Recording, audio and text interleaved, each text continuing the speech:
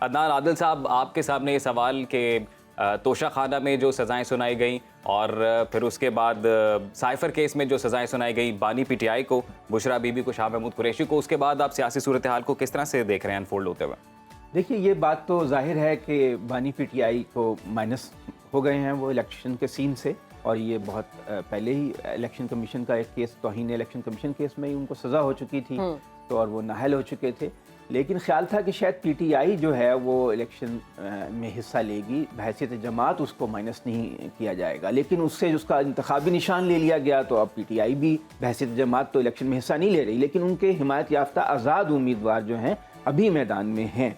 تو اب وہ کوشش کر رہے ہیں کہ پارٹی کو کسی طرح بچا لیں. جس طرح ابھی بات ہوئی تھی کہ وہ الیکشن کرا رہے ہیں 5 فروری کو اپنی پارٹی کے، تو اس کا مقصد یہی ہے کہ بحیثیت جماعت اس کو تحلیل ہونے سے بچا لیا جائے، اس کا جتنا وجود بچ سکتا ہے اسے بچا لیا جائے، اس کی رجسٹریشن بحال ہو جائے.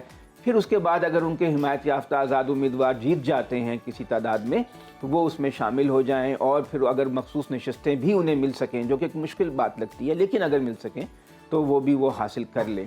تو یہ ایک ان کا گیم پلان لگتا ہے. لیکن بہرحال یہ بات تو ہے کہ فی الحال جو ہے پی ٹی آئی کے لیے مشکل حالات ہیں. مجھے لگتا ہے کہ یہ سال مشکل ہی گزرے گا، اور بانی پی ٹی آئی کے لیے تو بہت ہی مشکل ہے. ان کو 3 مقدمات میں سزا ہو چکی ہے. آج ان کا جو عدت والا کیس ہے اس میں بھی امکان ہے آج یا کل میں فیصلہ آ جائے گا. پھر القادر ٹرسٹ کیس ہے. تو 4-5 کیسز میں ان کو سزا ہونے کا، 3 میں تو ہو چکی ہے اور باقی میں بھی ہونے کا امکان ہے. تو ان کے لیے تو مشکلات بہت زیادہ ہیں. ابھی جو ان کی مشکلات ہیں وہ بڑھ ہی رہی ہیں عدنان صاحب. تو عدنان صاحب، ابھی ہم دیکھ رہے ہیں کہ بشریٰ بی بی کو جو بنی گالہ میں رکھا گیا ہے سزا کے طور پر، مریم نواز اور فریال تالپور کو جیل میں رکھا گیا، یہ سہولیات نہیں دی گئیں.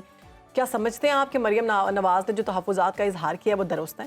دیکھیے، بات یہ ہے کہ انہیں بھی آفر کیا گیا تھا. مریم نے خود کہا ہے کہ مجھے کہا گیا تھا آپ ریسٹ ہاؤس چلی جائیں، تو میں نہیں گئی. ان کا اپنا یعنی ایک خود اختیاری فیصلہ تھا، رضاکارانہ فیصلہ تھا کہ وہ جیل میں ہی رہنا چاہتی ہیں. تو بشریٰ بی بی نے کہا کہ مجھے کہا گیا کہ آپ کو ریسٹ ہاؤس لے جا رہے ہیں، لیکن بعد میں بنی گالہ لے گئے، اور میں نے کوئی درخواست نہیں دی تھی. اب بھی تیار ہوں جیل میں رہنے کے لیے. تو یہ تو حکومت کی مرضی ہے. میرا خیال ہے حکومت نے ایک اچھا جسچر دکھایا ہے. نواز کہہ رہی نا کہ اب پتہ چل گیا کہ لاڈلا کون ہے، حقیقی لاڈلا کون ہے. جی، وہ مطلب فرسٹ لیڈی رہی ہیں. اگر حکومت چاہتی ہے کہ وہاں پہ بھی وہ ایک کمرے میں ہی مقید ہیں، ان کو سب جیل قرار دیا گیا ان کے گھر کو. اگر حکومت چاہتی ہے تو انہیں جیل بھی منتقل کر سکتی ہے. ان کی طرف سے درخواست نہیں ہے.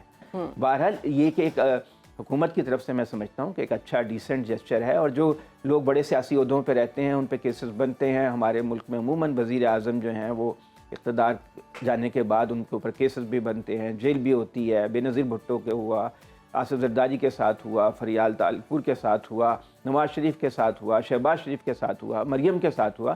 پاکستان میں یہ وزراء اعظم کا مقدر ہے کہ ان پہ کیسز بنتے ہیں، جیل میں جاتے ہیں. تو اس لیے اگر تھوڑا سا ڈیسنٹ حکومت مظاہرہ کرے ان کے ساتھ، خاص طور سے خواتین کے ساتھ سلوک کا، تو وہ ایک اچھا پیغام جاتا ہے اور ایک اچھی روایت قائم ہوتی ہے. عدنان صاحب، آپ کے کیا کامنٹس ہیں؟ جی، الیکشن کے اب تو کوئی شک نہیں رہ گیا کہ الیکشن ہوگا، اور بالکل جو عزم ہے فوجی قیادت کا وہ ہمارے سامنے ہے. اور یہ بات بالکل ٹھیک کہہ رہے ہیں رانا الیاس کے، پہلے بھی بہت دہشت گردی تھی، اس سے زیادہ تو اس وقت نہیں ہے.